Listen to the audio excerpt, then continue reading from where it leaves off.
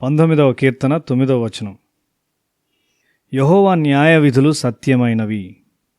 11వ వచనంలో, వాటి వలన నీ సేవకుడు హెచ్చరిక నొందును, వాటిని గైకొనుట వలన గొప్ప లాభము కలుగును. దేవుని వాక్యం యొక్క విలువ తెలిసిన వారికి అది బంగారం లాంటిది.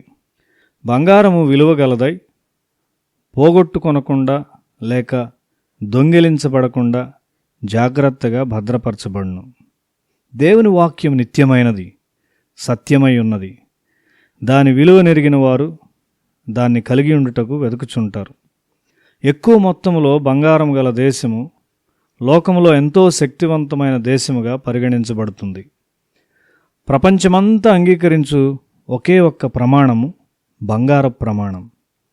దేవుని రాజ్యములో పరలోకమునకు భూమికి మధ్య జరిగే వ్యవహారములు నీవు కలిగియుండు ఆత్మీయ బంగారం నిల్వల మీద ఆధారపడును.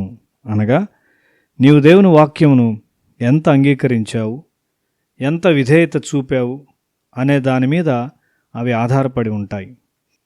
అంతేకాదు, ఇతరులకు చేయగలిగిన నీ సామర్థ్యము, లోకమును మార్చుటకైన నీవు కలిగి ఉన్న శక్తి కూడా దానిపైనే ఆధారపడి ఉండును. వాక్యమును చదువుట ద్వారా నీవు హెచ్చరించబడతావు.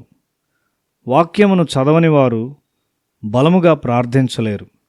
దేవుని వాక్యము ద్వారా బలముగా ప్రార్థించుటకు సరియైన స్థితిలోనికి నీ హృదయము తీసుకుని రాబడుతుంది. 138వ కీర్తన 2వ వచనములో, నీ నామమంతటి కంటే నీవిచ్చిన వాక్యమును నీవు గొప్ప చేసియున్నావు. దేవుని రాజ్యములో ఒక క్రైస్తవుని స్థిరత్వము దేవుని వాక్యమునకు సంబంధించిన మంచి జ్ఞానము, విధేయతల మీద ఆధారపడి ఉండును. ఆయన నీతి వాక్యము కొరకు దావీదు దినమునకు 7 సార్లు దేవుని స్తుతించాడు. 119వ కీర్తన 165వ వచనము, నీ ధర్మశాస్త్రమును ప్రేమించు వారికి ఎంతో నెమ్మది కలదు, వారు తూలి తొట్టిల్లుటకు కారణమేమీయూ లేదు. దాని అర్థమేమనగా వారు తడబడరు. నీవు దేవుని వాక్యముతో నింపబడే కొలది నీ ప్రార్థన బలమైనదిగా మారుతుంది. వాక్యము నిన్ను శుద్ధీకరించును.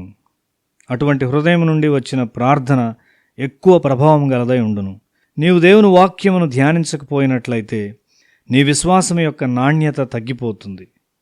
నీ ప్రార్థన యొక్క నాణ్యత నీ వాక్య జ్ఞానం మీద, విధేయత మీద ఆధారపడి ఉంటుంది. స్నేహితుల మధ్య సంబంధము వారి మధ్య ఉన్న ప్రేమ, నమ్మకాల మీద ఆధారపడి ఉంటుంది. అదేవిధంగా నీ సంబంధం కూడా దేవునితో అలాగే ఉంటుంది. దేవుని పట్ల నీకున్న ప్రేమ, ఆయన వాక్యం పట్ల నీకున్న విధేయతలో బయలుపరచబడుతుంది. నీవు దేవుని గూర్చి ఉన్న గ్రహింపును బట్టి దేవుని ద్వారా నీవు వాడబడతావు. దేవునిపై నీకున్న ప్రేమ, నీవు దేవుని విషయమై ఎంత గ్రహింపు కలిగి ఉన్నావో అనే దాని మీద ఆధారపడి ఉంటుంది. ఇంతకు ముందుగానే చెప్పబడిన విధముగా నీ విధేయత ద్వారా నీ ప్రేమ బయలుపరచబడుతుంది. నీవు అవిధేయతకు అలవాటు పడినట్లయితే నీ ప్రార్థన తారుమారై, అనగా యథార్థత లేనిదై నీకు హానికరముగా కూడా ఉంటుంది. దేవుని ఏమి అడగవలనో నీకు తెలియదు, మరియు నీకు హానికరమైన దాన్ని అడుగుతావు. యోహాను సువార్త 15:7 ఉన్న ప్రకారంగా, నా యందు మీరును మీ యందు నా మాటలను నిలిచియుండిన ఎడల మీకేది ఇష్టమో అడుగుడి, అది మీకు అనుగ్రహింపబడును. మనము దేవునికి అవిధేయులమైనప్పుడు మనలో వాక్యమునకు స్థలము లేదని దాని అర్థం. మీరు నా యందు నిలిచి ఉన్నట్లయితే, అనగా మీ ఆలోచనలు నాతో నింపబడి ఉన్నట్లయితే, అప్పుడు మీకు ఇష్టమైన దాన్ని అడుగుడి, మీకు అది చేయబడును. ఆయన వాక్యము నీలో నిలిచి ఉన్నప్పుడు నీవు ఒక అద్భుతమైన వ్యక్తిగా తయారవుతావు. నీవు దేవునితో నింపబడి ఉంటావు. నీ తలంపుల మొత్తము నీ వ్యక్తిత్వమై ఉన్నది.